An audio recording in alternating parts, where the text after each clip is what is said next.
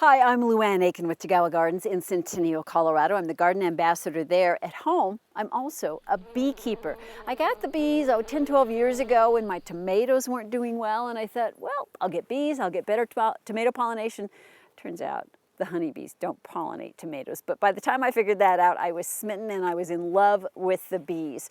Now, as you may have heard, the bees are in a bit of trouble, whether it is pesticides, as some researchers say. It could be those nasty varroa mites, a really bad insect that likes to infest the hives and attack the bees, kind of suck the life out of them. It could be that they don't have enough forage, migratory beekeeping and the stress from that, where bees are trucked across the country. We don't exactly know. A lot of researchers say it's a combination of all those things. But the good news is that municipalities and counties, especially here in the Metro Denver area, are really giving a green light to those people who want to have backyard beekeeping. And that can only help the bees and nature in general. So let's take a look at exactly what's involved in beekeeping. You want to make sure that the zoning is okay, that your municipality or county or even your HOA, which can say no, you need to get all of them on board, and your neighbors too. That's just a good neighborly thing to do. You pay them off with honey, and a lot of times everybody wins. Bees really are an amazing asset to the general area that we live in. I love to feed the girls, and indeed, if you're not a beekeeper, then odds are all of the bees you ever see will be females, so we beekeepers tend to call them girls.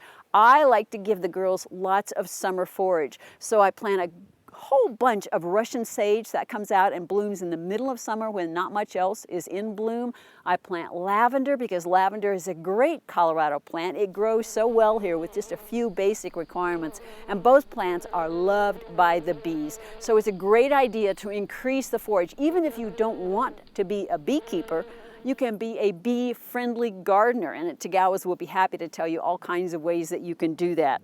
To be a bee-friendly gardener, you want to reduce or eliminate the use of pesticides as much as possible. You'll not only be doing a big favor for the girls, the honeybees, but you'll be helping out the ladybugs, the praying mantis, the butterflies, a lot of other things that we want to have in our gardens. Try to teach others, especially children, that bees are gentle by nature. They just want to be left alone. Once they sting, they die. That's not the same with wasps and hornets. They can sting over and over again, and bees get blamed for a lot of that. But just leave the bees alone, and odds are they'll leave you alone.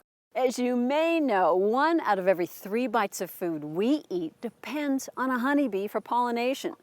Something you may not know, in her entire lifetime, a honeybee will make about that much honey, right about 6 drops. These little animals are amazing. They deserve our help and our respect. Come see us at Tagawa's. We would be happy to give you lots of bee-friendly gardening advice and help you be green and grow.